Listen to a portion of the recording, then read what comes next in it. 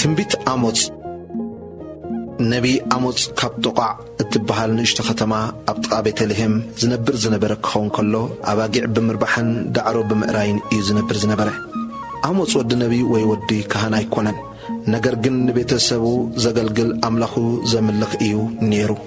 አሞጽ ብዛዕባ መጻኢ ካብ እግዚኣብሔር ረኣይ ክቕበል ከሎ ንርእዮ። መልእኽቱ ድማ ናብ እስራኤል ሰሜናዊ መንግስቲ ከብጽሖ ከሎ ንእግዚኣብሔር ብምእዛዝን እዚ ድማ ናይ እግዚኣብሔር ሰብ ኣስሚይዎ እዩ። ናይ አሞጽ መልእኽቲ ኣብ ልዕሊ ናይ እግዚኣብሔር ህዝቢ ንዘመናት ተጽዕኖ ዘምጽአ እዩ ነይሩ። ካብቲ ኣገዳሲ ሓሳባቱ ብውልቂ ኾነ ብህዝቢ ነቲ ድምፂ እግዚኣብሔር ሎሚ ምስማዕ የድልየኩም እዩ ዝብል ዝነበረ። እስራኤል ካብ ይሁዳ ተኸፊላ እያ፣ እዚ ግን እስራኤል ሕጂ እውን ናይ እግዚኣብሔር ህዝቢ ኢኻ፣ ካብቲ ኣምልኾ ጣዖት ውፃእ፣ ካብቲ ዝመጽእ ፍርዲ ክትመልቕ እዩ እናበለ ዝእውጅ ዝነበረ ነቢይ እዩ። ነቢይ አሞጽ ስለ እግዚኣብሔር ናይ ምምላስ ምልክት ኣብ ውሽጢ እቲ ሕብረተሰብ እስራኤል ፍትሒ ንኽሕሉ ዘቕረቦ መጽዋዕታ ነይሩ እዩ። እግዚአብሔር እሙናት ኣብ ዘይኮኑ ኣብ ዘይእዘዙ ቃል ኪዳኑ ኣብ ዘፍርሱ ህዝቢ ከም ዝፈርድ አሞጽ ተዛሪቡ እዩ። እግዚአብሔር ንእስራኤል ብፍሉይ መንገዲ እኳ እንተመረጻ፣ ከምኡውን ካብ ግብፂ እኳ እንተውፅኣ፣ ብዳዊትን ሰሎሞንን ዘመን ብውግእ ዓወት ብምሃብ ምሕረት እኳ እንተገበረላ፣ እቲ ህዝቢ ኩሉ ግዜ ኣየኽብሮን ኣይእዘዞን እዩ ዝነበረ። ኣብ ቤትኤል ዝነበሩ ጣዖታት ካልኦት ናይ ኣምልኾ ስፍራታት ከም ኣረማውያን ስርዓት ተቐይሮም ነይሮም እዮም። ርግጽ እዩ ኣብ ቀረባ ካብ ዝኸውን ፍርዲ ዝሓለፈ እግዚኣብሔር ንህዝቡ ኣብ መጻኢ ኣደናቕን ዝኸበረ ነገር ኣዳልየሎም ኣሎ። ቤት ዳዊት ከም እንደገና ኣብ እስራኤል ክገዝእ እዩ። ኣብ ብዙሓት ሃገራት ምምሕዳሩ ከስፋሕፍሕ እዩ። እስራኤላውያን እንደገና ኣብታ ናይ ተስፋ ምድሪ ብሰላም ክነብሩ እዮም። ናይ ታሪኽ በዓል ቤት ዝኾነ ናይ እስራኤል ኣምላኽ ምሩጽ ህዝቢ ኣይገድፍን፣ ዝወሰኖ ናይ ድሕነት ዕላማ ኣይቅይሮን እዩ። ነቢ አሞጽ እግዚአብሔር ናይ እስራኤል ኣምላኽ ጥራይ ዘይኮነስ ንሱ ናይ ኩሎም ህዝብታት ገዛኢ እሙን እዩ። ፍጥረትን ዓላማት ኩሉ ዝገዛእ ዓብዪ ንጉሥ ድማ እዩ። ዝተጻሕፈሉ ዕላማ ናይ እግዚኣብሔር ፍርዲ ኣብ ልዕሊ እስራኤል ሰሜናዊት መንግስትን ብምኽንያት ኣብ ልዕሊ ድኻታት ዝግበር ጭቆናን ብኣምልኾ ጣዖታት ምሕጓሳን ንኽገልጽ እዩ ተጻሒፉ። እቲ ቀንዲ ቃል ኣብ ትንቢት አሞጽ ምዕራፍ 5 ቁጽሪ 24 ዘሎ ኮይኑ ግናኸ ፍርዲ ከም ማያት ጽድቂ ድማ ከም ዘይነጽፍ ሩባ ይውሓዝ። ትንቢት አሞጽ ነንብቦ እሞ ንገዛእ ርእስና ኣብቲ ናይ እስራኤላውያን ቦታ ነቐምጣ፣ ነቲ ናይ እግዚኣብሔር መልእኽቲ ድማ ንስማዓዮ። ብኸምኡ ዝዓቢ ሓጐስ ዶ ኣሎ? ንእግዚኣብሔር ዝትክእ ነገር ዶ ኣብ ህይወትካ ነገር ኣሎ? ንድኻ ዝጭቁን ወይ ዝገፍዕ ወይ ገለ ካባኻ ምስ ደለዩ ኣቢኻዮም ዶ? ንርእስኻ ሰኣላ፣ ልክዕ ከም አሞጽ ብእሙንነት ግበሮ። እቲ እግዚአብሔር ክትገብሮ ዝጸዋዓካ ልክዕ ከም አሞጽ ናይ እግዚአብሔር ሰብ ዲኻ? ነቲ ንጹር ጻውዒት ስምዓዮ፣ እግዚአብሔር ዝኣዘዘካ ድማ ግበሮ። ናብቲ ዝመርሓካ ቦታ ኩሉ ድማ ተጓዓዘሉ።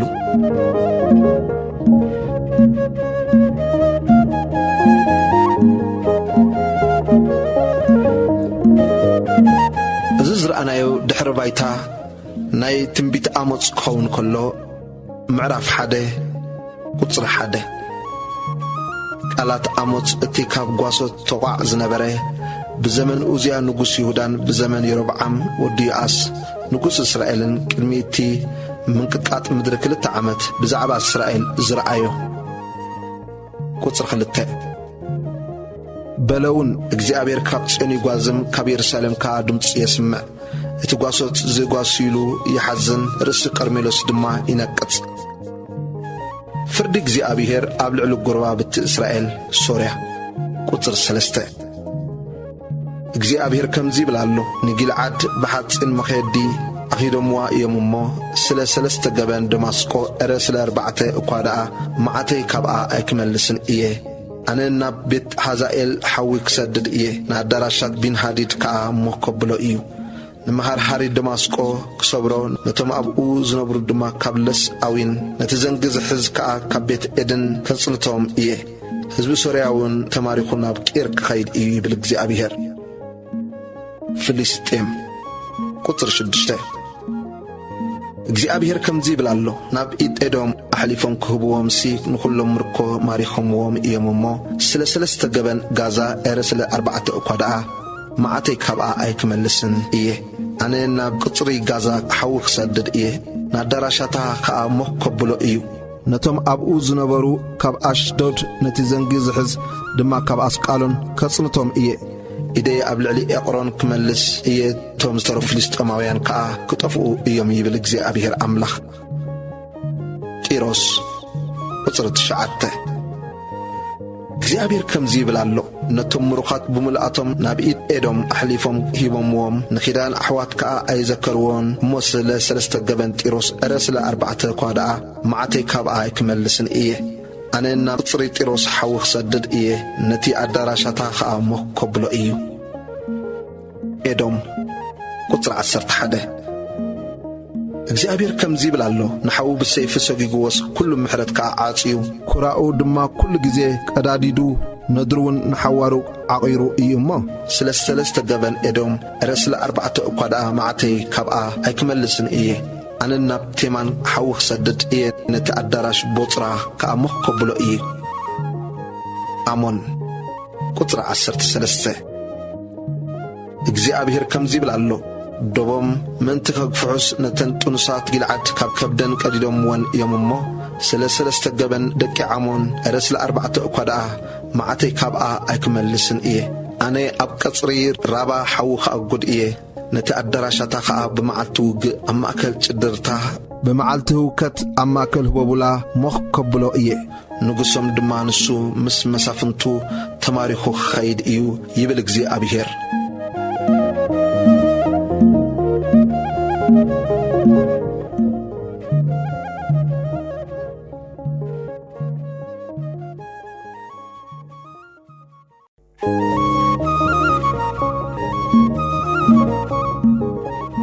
ትንቢት አሞጽ ምዕራፍ 2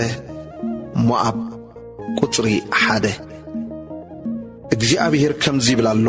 ንዕጽምቲ ንጉስ ኤዶም ሓሙሽቲ ክሳዕ ዝኸውን አንዲድዎ እዩ እሞ ስለ ሰለስተ ገበን ሞዓብ እረ ስለ 4 እኳ ደኣ ማዕተይ ካብኣ ኣይክመልስን እየ ኣነ ናብ ሞዓብ ሓዊ ክሰድድ እየ ነቲ ኣዳራሻት ቃርዮት ከዓ መኸብሎ እዩ ሞዓብ ድማ ብዕግርግርን ብጭድርታን ብድሃይ መለኸትን ክትመውት እያ ንፈራዲ ካብ ማእከላ ከጽምቶ ንኹሎም መሳፍንታ ከዓ ምስኡ ክቐትሎም እየ ይብል እግዚአብሔር ይሁዳ ቁጽሪ 4 እግዚአብሔር ከም ዝብል ኣሎ ንሕጊ እግዚአብሔር ንዕቆምዎ ንስርዓቱ ከዓ ይሓለውዎን እቲ ኣቦታቶም ደድሕሪኡ ዝኸድዎ ሓሶቶም ኣስሒትዎም እዩ እሞ ስለ ሰለስተ ገበን ይሁዳ እረ ስለ 4 እኳ ደኣ ማዕተይ ካብኣ ኣይክመልስን እየ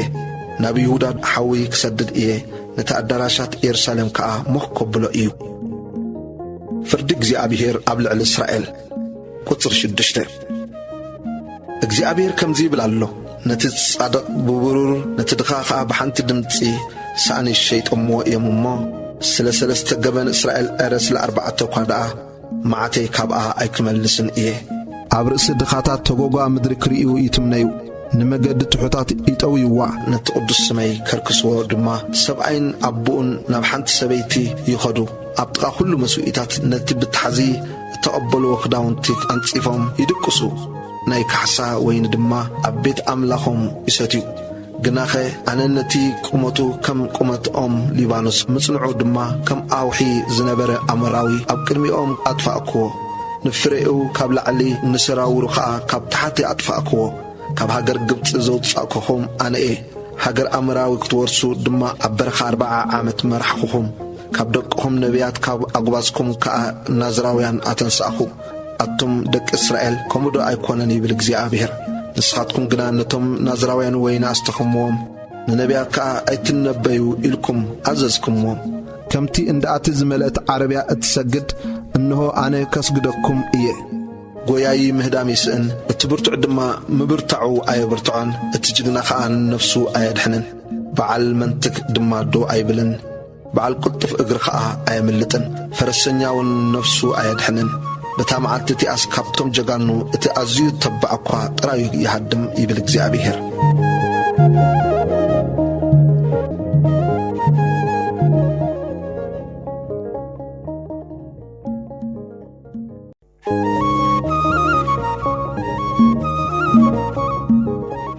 ትንቢት አሞጽ ምዕራፍ 3 ቁጽሪ 1 أتم دك إسرائيل نتي أنصاركم أنصار إتي أنا كاب مدر قبص زوج أخوه كل عليت زي أبير زار وزلك قال سمعوا كم زي بلالو أنا كاب كلهم عليتات مدرين أخذكم بينكم فلتكم سلزي بسر كله أبصهم كقطعكم إيه تكبر النبي قطر سلسته كلت سب انت زي تسامع معس بحددو يملالوس إيوم عم بساخه قداي انت زي ولدو عبدور يقوازم إيو شدنان بساس قلك حزدو كابود قواد يده إيو عفكا زفنترا عبزي بلوس عمدردو بمفنترا تتحازيا مفنترا دوخي قلك حزا كامدري لعال إيو ملخطا كتما تنفع سزبدو أيفرن إيو كزي أبير كي قوارخي لختما دو كفو إيو وردا إيو እግዚአብሔር አምላክ ሲምስጥሩ ንባሮቱ ነቢያት ከገለጸሎም ገለ እኮ አይገብርን እዩ አንበሳ ጓዚሙስ ማን እዩ ዘይፈርህ እግዚአብሔር አምላክ ተዛሪቡኸ ማን እዩ ዘይንበ ውድቀት ሰማርያ ቁጥር 9 አባዳራሻት አሽዶድን አባዳራሻት ሀገር ግብፅን ከአ ኣብ ርእሰ ኣኽራን ሰማርያ ተኣከቡ ነቲ ኣብ ማእከላ ዘሎ ዓብዪ እግርግርን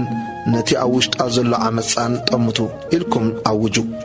እቶም አባዳራሻቶም ዓመፃን ዘረፋን ዘድልቡ ቁኑዕ ምግባር አይፈልጡን እዮም ይብል እግዚአብሔር ስለዚ እግዚአብሔር አምላኽ ጸላኢ ኣብ ዙርያ እታ ሃገር ኣሎ ንሱ ንሓይልኺ ካባኺ የውርድ አዳራሻትኩን ይብዝበዝ ይብል ኣሎ ቁጥር 12 እግዚአብሔር ከምዚ ይብል ኣሎ ጓሳ ካብ ኣፍ አንበሳ ክልተ እግሪ ወይስ ሓንቲ ጭራም እዝኒ ከም ዘድሕን ከምኡቶም ኣብ ሰማርያ ኣብ ኩርና ዓራትን ኣብ ምንጻፍ ደማስቆን ተቐሚጦም ዘለዉ ደቂ እስራኤል ክድሕኑ እዮም ስምዑ አንጻር ቤት ያዕቆብ ከኣ መስክሩ ይብል እግዚአብሔር አምላኽ ሰራዊት በታ ኣነ ንእስራኤል ብሰሪ ምግሃሱ ዝቐጽዓላ መዓልትስ ንመስዊእታት ቤትኤል እውን ክቐጽዖ እቲ ኣቕርንቲ መስዊኢ ክቑረጽን ኣብ ምድሪ ክወድቕን እዩ نبيت كرمتن نبيت حقاين وقعن إيه اتبسن حرماز التسرح أبايت تخطف تعبيتي أبايتون كدمسس إيه بالجزي أبيهر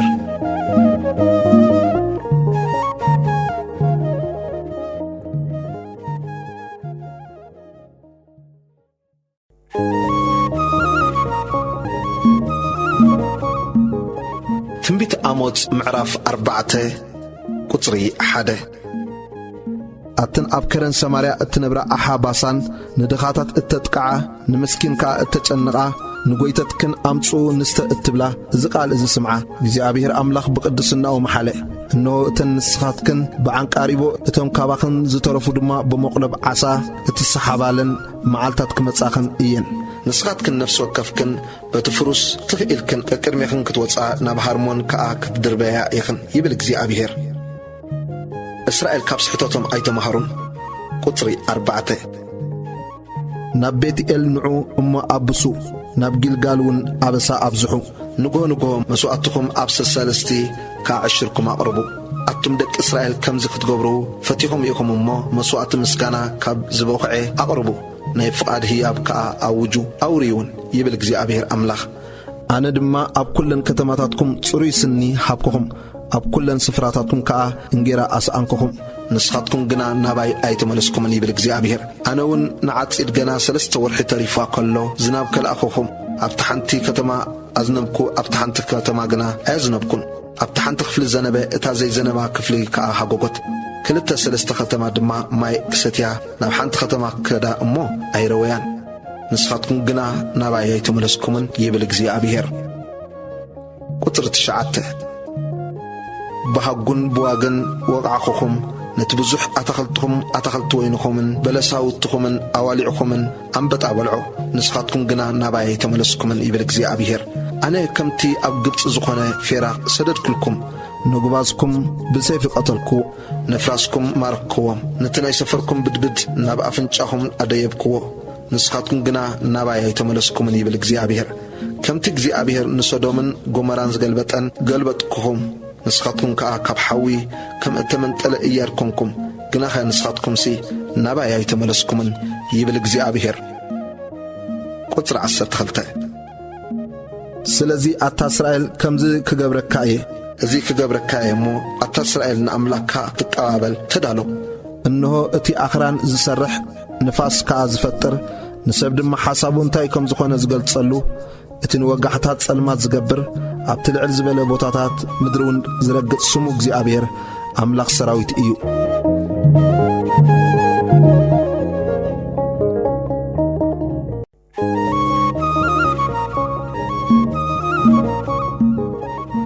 ትንቢት አሞጽ ምዕራፍ 5 ኦ ህዝብ እስራኤል ተነስሑ ቁጽሪ 1 ኣቱም ቤት እስራኤል እዚ ኣብ ልዕልኹም ዝቕዝሞ ዘለኹ ቃል ስምዑ። እታ ድንግል እስራኤል ወዲቓ ደጊማይቲ ትንስእን ኣብ ምድሪ ጻሕ ኢላ ኣላ ዘተንስኣ ድማ የልቦን። ስለዚ እግዚኣብሔር ኣምላኽ እታ 1000 ዝወጽዋ ከተማ 100 ይተርፍዋ፣ እታ 100 ዝወጽዋ ከዓ ንቤት እስራኤል 10 ይተርፍዋ ይብል ኣሎ። ቁጽሪ 4 ስለዚ እግዚኣብሔር ንቤት እስራኤል ከምዚ ይብል ኣሎ፣ ድሎይን እሞ ብሕይወት ክትነብሩ ኢኹም። ጊልጋል ብርግጽ ክትማረኽ ቤትኤል ድማ ኮንቶ ትኸውን እያ እሞ ንቤትኤል ኣይትድለዩ፣ ናብ ጊልጋል ከዓ ኣይትእተው፣ ናብ ብኤር ሻባዕ እውን ኣይትሕለፉ። ከም ሓዉ ኾይኑ ናብ ቤት ዮሴፍ ህሩግ ከይብል ኣብ ቤትኤል ዘጥፍኦ ተሳኢኑ ከዓ ሞኽ ከየብሎስ ንእግዚኣብሔር ድለዩ ብሕይወት ድማ ክትነብሩ ኢኹም። ኣቱም ንፍርዲ ናብ ዕረ እትልውጥዎ ንጽድቂ ከዓ ናብ ምድሪ እትድርብይዎ እቲ ንሸውዓተ ኳኸብትን ንኦርዮንን ዝገበረ ንድነሞት ናብ ወጋሕታ ዝልውጦ ንመዓልቲ ከዓ ግብ ዝበለ ለይቲ ዝገብሮ ንማያት ባሕሪ ዝጽውዖ ናብ ልዕሊ ገጽ ምድሪ ድማ ዝኽዕዎ ኣብ ልዕሊ ዕርዲ ጥፍኣት ክመጽእስ ነቲ ሓያል ብድንገት ጥፍኣት ዘውርድሉ ስሙ እግዚኣብሔር እዩ እሞ ድለይዎ። ቁጽሪ 10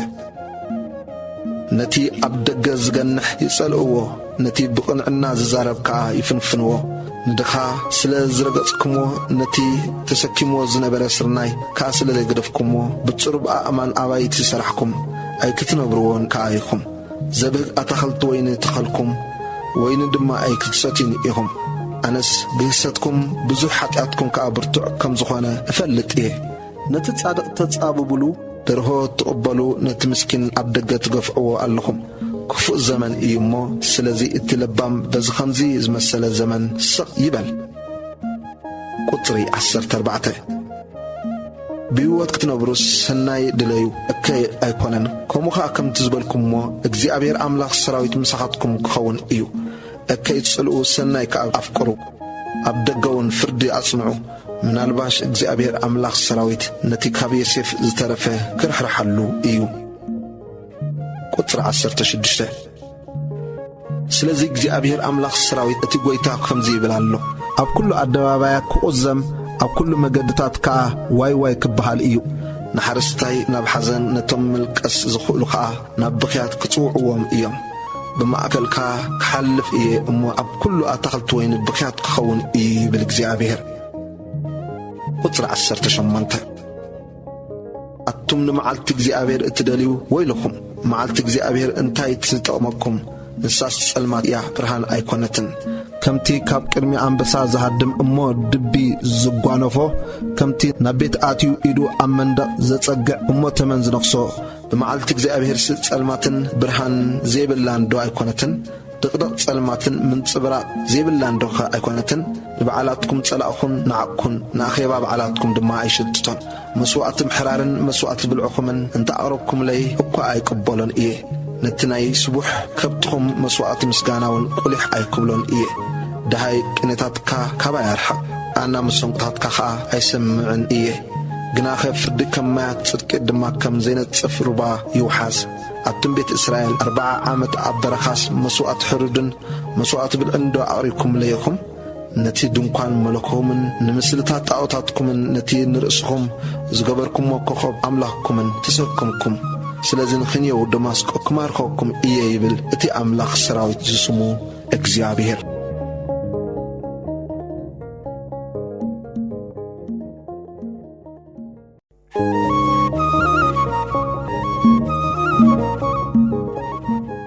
ትንቢት አሞጽ ምዕራፍ 6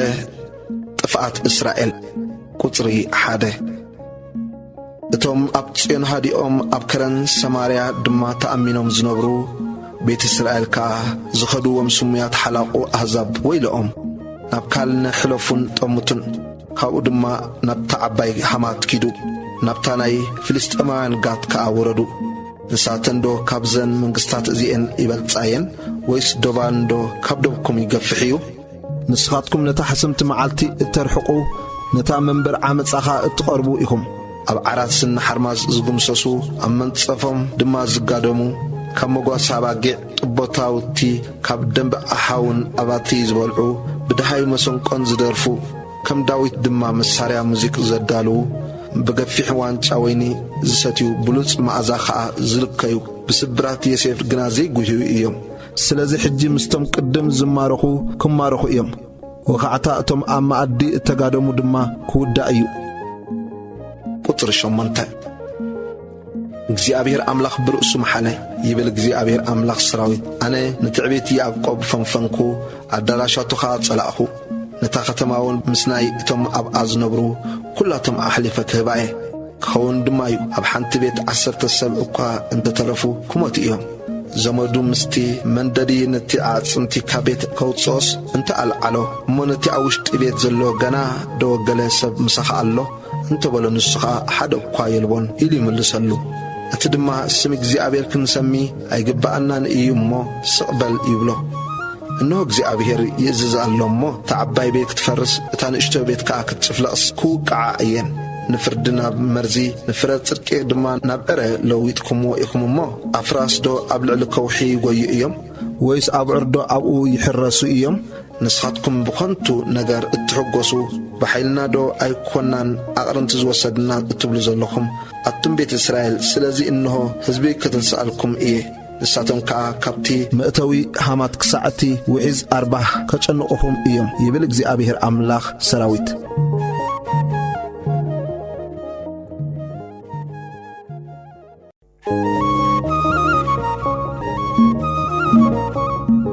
ትንቢት አሞጽ ምዕራፍ 7 ራእይ አንበጣ ቁጥሪ 1 እግዚአብሔር አምላኽ እዚ አርአየኒ እነሆ ንሱ ኣብ መጀመርታ እቲ ዳሕራይ ምጥጣዕ አንበጣ ፈጠረ እነሆ እቲ ዳሕራይ እጥዒ ድሕሪ ዓጺድ ንጉስ ነበረ ኮነ ድማ ነቲ ሳዕሪ ምድሪ ብጥራስ ምስ በልዖ ኣነ ኣታ እግዚአብሔር አምላኽ ያዕቆብሲ ንእሽቶ እዩ እሞ ከመይ ገይሩ ክቐውም እዩ በጃኻ ይቕረበል በልኩ እግዚአብሔር በዚ ተጣዓሰ እግዚአብሔር እዝስ ኣይከውንን እዩ በለ ራእይ ሓዊ ቁጥሪ 4 እግዚአብሔር አምላኽ እዚ ኣርአየኒ እነሆ እግዚአብሔር አምላኽ ብሓዊ ክቐጽዕስ ጸዊዐ ነቲ ዓብዪ ዓሚቕ ሞኽ ኣበሎ ነቲ ግደ ኸዓ በልዖ ኣነ ድማ እታ እግዚአብሔር አምላኽ ያዕቆብሲ ንእሽቶ እዩ እሞ ከመይ ገይሩ ክቐውም እዩ በጃኻ ሕደግ በልኩ እግዚአብሔር በዚ ተጣዓሰ እግዚአብሔር አምላኽ እዙውን ኣይከውንን እዩ በለ ራእይ ገመድ መተኻኸሊ መንደቕ ቁጥሪ 7 ንሱ እዚ ኣርአየኒ እነሆ እግዚአብሔር መለክዒ መንደቕ ኣብ ኢዱ ሒዙ ኣብ ልክዑ መንደቕ ደው ኢሉ ነበረ እግዚአብሔር ድማ ኣታ አሞጽ እንታይ ትርኢ ኣለኻ በለኒ ኣነኻ ሓደ መለክዕ መንደቕ በልኩ እግዚአብሔር ድማ እነሆ ኣነ ንመለክዒ መንደቕ ኣብ ማእኸል ህዝበይ እስራኤል ከምብሮ እየ ደጊም ድሕርዚ ኣይክሓልፎምን እየ እቲ በረኽቲ ቦታ ይስሐቅ ከዓኑ እቲ መቓድስ እስራኤል ከዓ ክፈርስ እዩ ኣነ እውን ሰይፊ ሒዘ ንቤት የሮብዓም ክትንስኣ እየ በለ አሞጽን ኣማስያን ቁጥሪ 11 ሽዑ ኣማስያ ካህን ቤት ኤል ናብ የሮብዓም ንጉስ እስራኤል ከምዚ ኢሉ ለኣኸ አሞጽ ኣብ ማእከል ቤት እስራኤል ተመሓሒሉልካ ኣሎ ንሱ የሮብዓም ብሰይፊ ክመውት እስራኤሉን ካብ ሃገሩ ክማረኽ እዩ ኢሉ እዩ እሞ እቲ ሃገር ንኹሉ ቃላቱ ምጽዋር ሲኢናቶ ኣላ ኣማስያ ድማ ንአሞጽ ኣታ ነቢይ ኪድ ናብ ሃገር ይሁዳ ሃደም ኣብኣ ኸኣ ጌራኻ ብላዕ ኣብኣ እውን ተነበ ቤትኤል ግና መቕደስ ንጉስን ቤተ መንግሥትን እያ እሞ ደጊም ድሕርዚ ኣብኣ ኣይትነበበሎ አሞጽ ከዓ ንኣማስያ ብመለሰሉ በሎውን ኣነስ ጓሳ ኣሓን ኣራይ ዳዕሮን ነበርኩ እምበር ነቢይ ወይስ ወዲ ነቢይ ኣይኮንኩን መጓሳ ኣባጊዕ ክኽብክብ ከለኹ እግዚአብሔር ወሰደኒ እግዚአብሔር እውን ኪድ እሞ ንህዝበይ እስራኤል ተነበየሉ በለኒ እምበኣርሲ ቃል እግዚአብሔር ስማዕ ንስኻ ኣንጻር እስራኤል ኣይትነበ ኣንጻር ቤት ይስሐቅ እውን ኣይትንጠብጥብ ትብል ኣለኻ ስለዚ እግዚአብሔር ከምዚ ይብል ኣሎ ሰበይትኻ ኣብታ ከተማ ኣመንዝራ ክትከውን እያ ኣወዳትካን ኣዋልድካን ከዓ ብሰይፊ ክወድቁ እዮም ምድርኻ ድማ ብገመድ ክትምቀል እያ ንስኻ እውን ኣብ ርክስቲ ሃገር ክትመውት ኢኻ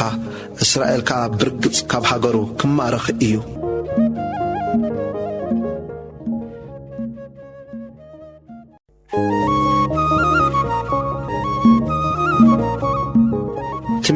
አሞጽ ምዕራፍ 8 الرأي فرز ملئ كفر قصر حدا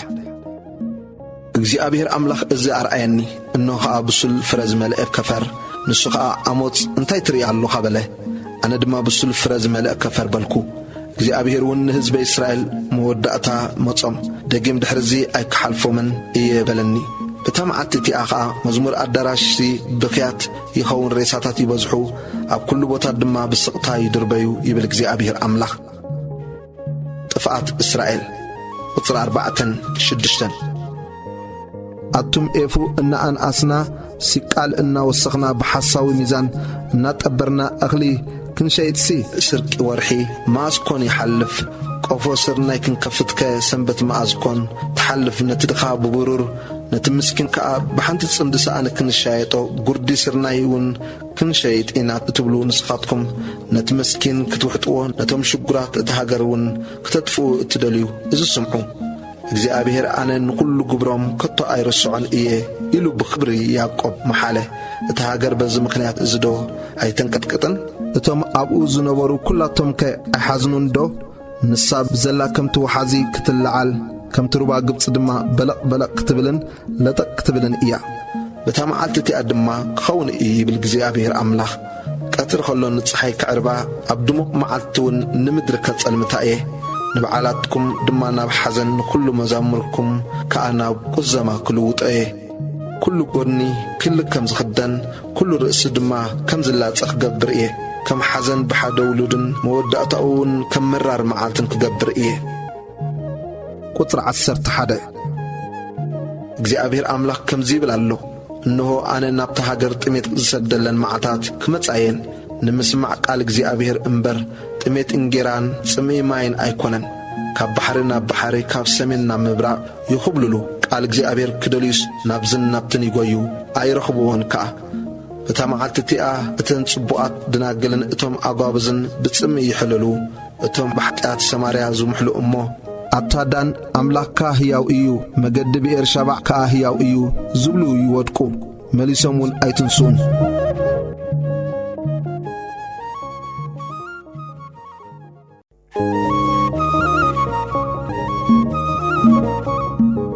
ትንቢት አሞጽ ምዕራፍ 9 ፍርዲ እግዚአብሔር ቁጥር 1 እግዚአብሔር ኣብ መሰዊኢ ደው ኢሉ ርኢኽዎ በለውን ነቲ ጉሉላት ወቃዮ እቲ ልዳውትኻ ይነኣነቕ ኣብ ርእሲ ኩላቶም ሰዋብሮ ነቶም ካብኦም ዝተረፉኻ ብሰይፊ ቀትሎም እየ ካብኦም ሓደ እኳ ኣይክሃድምን እዩ ካብኦም ሓደ እኳ ኣይከምልጥን እዩ ክዒቶም እኳ ናብ ሲኦል እንተኣተው ካብኡ ኢደይ ከተውፅኦም እያ ናብ ሰማይ እንተደየቡውን ካብኡ ኣነ ከውርዶም እየ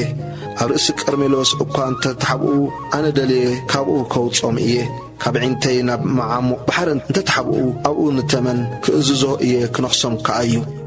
ኣብ ቅድሚ ጸላእቶም ተማሪኾም እንተኸዱ እኳ ናብኡ ንሰይፊ ክእዝዞ እየ ክቐትሎም ድማ እዩ ንሰናይ ዘይኮነስ ንሕሰም ኣዒንተይ ናብኦም ከጠምተን እየ قطري 5 نمدر زتنكيا እግዚአብሔር አምላኽ ሰራዊት እዩ ንሳኻ ትመክኽ እቶም ኣብ ኣዝነብሩ ኩላቶም ድማ ክሓዝኑ እዮም ንሳ ብዘላ ከምቲ ወሓዚ ክትለዓል ከምቲ ሩባ ግብፂ ድማ ለጠቕ ክትብል እያ እቲ ኣዳራሻቱ ኣብ ሰማይ ዝሰርሐ ጠፈሩ ኣብ ልዕሊ ምድሪ ዝሰረተ ንማያት ባሕሪ ዝጽውዕ ናብ ልዕሊ ገጽ ምድሪ ድማ ዝኽዕዎ ስሙ እግዚአብሔር እዩ أتم دك إسرائيل نسخاتكم نايكم دك إثيوبياويان دو أيكونكمن يبل እግዚአብሔር نإسرائيل كاب هاجر قبص نفلسطينيان دما كافتور نسراويان كاب كير أنا دو أيكونكم زوج أقوم إنه عين እግዚአብሔር أملاخ قبل علتا حتى منقستي إيان كاب قبص مدركا كتفا إيه جناخي نبيتي يعقوب بتراس أي كتفان إيه يبل እግዚአብሔር إنه أنا كأزز نبيت إسرائيل كم تب بمحي زحيحي سرناي أماكل كلهم هزبات كنزنزا إيه حانت سرنايون أمدر أيك تودقن إيه أتوم حسام هيكركبنان هيكبت حنان كأيو زبلو كلهم حتى أن هزبي بسيف خموتيهم مملاس هزبي قطر 11 بتا معلتتيا نتازو دقت دنكوان داويت كالعلا نقاعاتا خاق كتات إيه نتم كاب إيدوم زترفون نتم بسمي التسمي كلهم هزبتاتن كورسوس نعناء كالعلو كم تبزمن تنتي زنبرتو غيرخا كهان صايه يبل اتي نزي زغبر እግዚአብሔር ቁጥር 13 እግዚአብሔር ይብላል እነሆ እቲ ሓረስታይ ንዓጻዳይ እቲ ጾማቕ ወይኒ ድማ ነቲ ዘራእይ ዘርክበሉ መዓልታት ክመጻየን ኣኽራን ከኣ ኩልዒ ወይኒ ከንጠብጥብ ኩሉ ኩድኹድታት ድማ ክመክኽ እዩ ኣነ ከኣ ንህዝበይ እስራኤል ካብ ምርኮ ክመልሰየ ንሳቶም ድማ ነተን ዝባደማ ከተማታት ካንጽወንን ከንብርወንን እዮም ኣታኸልቲ ወይኒ ክተኽሉ ወይኑ ከኣክሰትዩ ኣታኸልቲ ክገብሩ ፍሪኡን ክበልዑ እዮም ኣነ ኣብ ምድሮም ክትኽሎም እየ ድሕሪ እዚ ከዓ ካብታ ዝሃብክዎም ምድሮም ከቶ ኣይክምንቆሱን እዮም ይብል እግዚኣብሔር ኣምላኽካ